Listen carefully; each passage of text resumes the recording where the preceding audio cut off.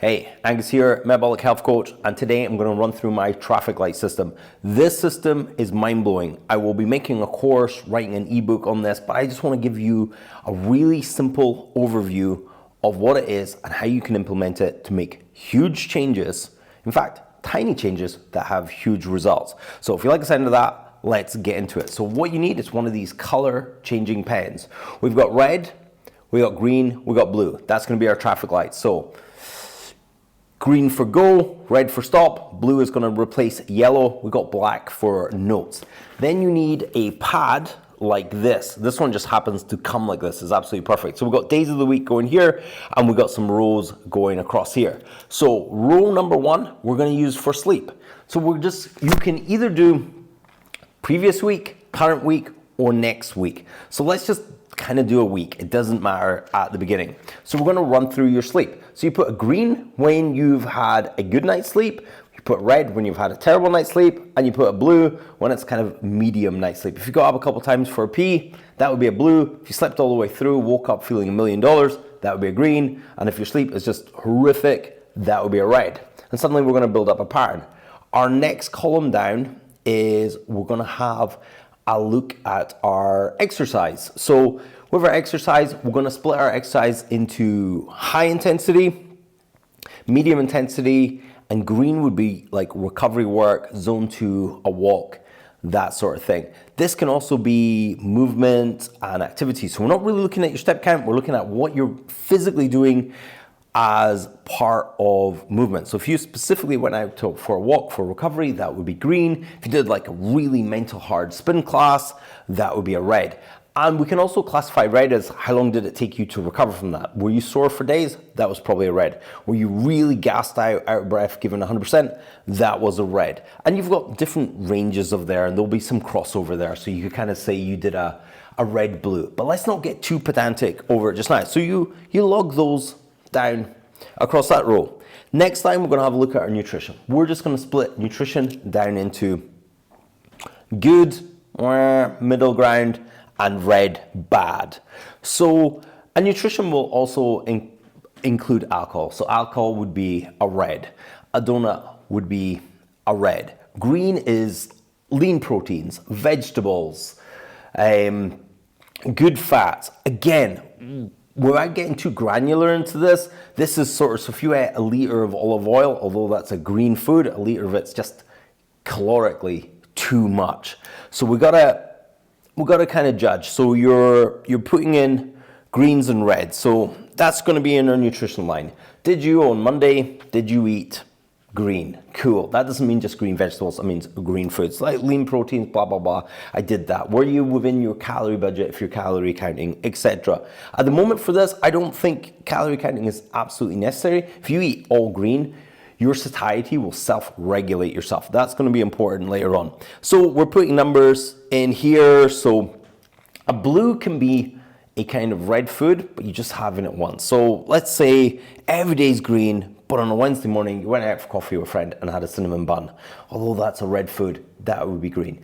It would be blue, sorry. So blue would be something that you do once or twice a week. Red would be a full-on massive all-you-can-eat buffet, that sort of thing. Or if you're having treats every single day, then they become red. Last but not least, so let's go through them again. We've got sleep, exercise, and food, and our last pillar is stress. Stress is actually the foundation of everything, but we do it last because we're going to analyze it last. So are you stressed? Are you financially stressed? Are you in physical pain? Do you constantly think about traumas in the past? Those will all flag up as red. How are you dealing with your social stress, your social anxiety, your depression, arguing, tough time at work? Are you in a stressful mode? And not all stress is necessarily good or bad. It depends how you're doing it. Are you finishing up a book and it's the last final week and your editor is screaming at you? That would be stress. Are you waking up in the middle of the night having panic attacks about things? That would be red. And what we'll get here is a really clear of red. And red can just be like red flags. It's like, if I looked at that and you just had reds all over the place, say all your sleep was red, I guarantee your food habits will be terrible. Why? Because sleep will regulate how you feel about food. Most people know that an apple would be a better snack than a donut. So why are people eating a donut if they know that? So it's not a lack of knowledge, it's this hormonal drive, and the hormonal drive is because these are out. I guarantee if you can sort your sleep, your food would be better. I guarantee if your food would be better, your energy levels for exercise would be better. I guarantee if you have some stress management system, your sleep improves, which then knocks onto your food and your exercise and your energy levels. So it's all about hunger, energy, and cravings, and the things that manipulate that hunger, energy, and craving. So let's run through a few scenarios of someone I was talking to this week. So they eat mostly green throughout the week, but they do like a glass of wine, sometimes on a Wednesday night, sometimes not. Definitely on a Thursday night, they really like that. Friday night, they like a glass of wine, and Saturday night. So that's red, red, red, red, and they wonder why their sleep is off on certain days. And it always tends to be coinciding with that, because they do not have a stress management routine. My other pet peeve is people who are doing red workouts every day because they're just like, they got to get to the goal. Obviously, you have to work hard to get to your goal, which is such a fallacy. So they have red workout, red workout, red workout, wonder why their food is hunger, hunger, hunger, hunger, hunger, hunger, hunger, and then sleep is terrible, terrible, terrible, terrible, because they're just running the system too hard. Most people can handle one high intensity workout per week. And if you have on your stress row a bunch of stresses, I would say, so take winter or chronic pain.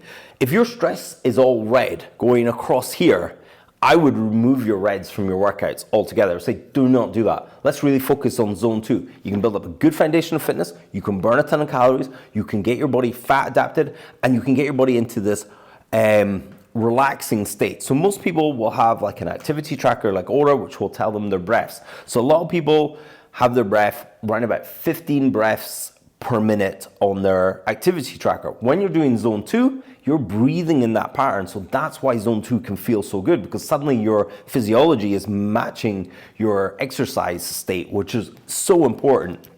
So if you've got a bunch of stress, and maybe the weather is stress, maybe like it's summer just now, it's great, so there's zero stress in my life, it's all magical. But in winter, every single day, it's just absolutely dark and miserable. So that'll be red, red, red. So my summer workouts, of course, I do way more high intensity and I can train harder in the summer. I've got more energy, there's more salads, so I've got more greens going through here with my food. My sleep's magic, as long as I can block out the light and stuff, my sleep's magic. So my exercise, so everything goes in a good flow. But as the winter comes in, I've got to notice that the stress comes in, which means my exercise intensity needs to lower. So those are just a couple of practical examples using the traffic light system. So you're just using the traffic light system for each thing. You can get really granular with each thing, and you can also choose what you want to be. So I'm not dead against artificial sweeteners, so I put that as a blue food. So if I want a Pepsi Max, I'll have Pepsi Max. I just put it down as blue. Is it safe? Is it unsafe? It's hard to say, but I know someone else and they would put that as a red food. Zero artificial sweeteners. They are not a fan of artificial sweeteners. I also know people who get headaches with sucralose, and I know someone who gets an asthma attack if he has aspartame. For me, it doesn't seem to affect me in the same way, but I don't drink alcohol. So alcohol for me would be a red food. And red food for me is, I would just put that in line with heroin. And you might be, Angus, really easy for you to say, I really love donuts, I love this, but it's because you're self-medicating with food because your stress is out of whack. I can guarantee it in most people. This is why there's such a huge case of people who have childhood trauma that also have obesity. It's not their fault, it's how they're dealing with stress. For every single person that's had an adverse childhood event, they also don't have a stress management routine. And for everyone that is overweight, I can show you someone who's not overweight, who manages it in a way. This is why things like gratitude. I've been doing gratitude with my clients since about 2012.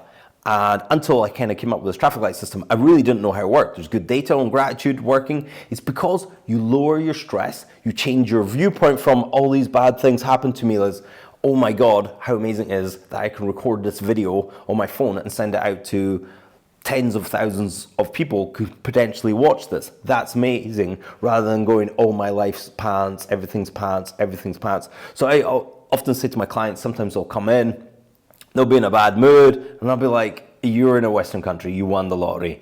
Really just, are you comparing yourself to Jeff Bezos on a yacht? That's the 0.1% of the 0.1 percenters. You're in the 1% of the wealthiest people in the world just by being in a Western country, watching this on your fancy phone. You're doing all right. This is why gratitude's so important, because it takes your brain from this victim mentality that just makes you crave donuts into this, oh my God, how lucky I am that I have the option to have apples to improve my health. Not that apples are the greatest food in the world, but they're certainly better than donuts. Anyway, don't want to keep these videos too long. Hit like, subscribe. If you like this sort of content, keep it coming.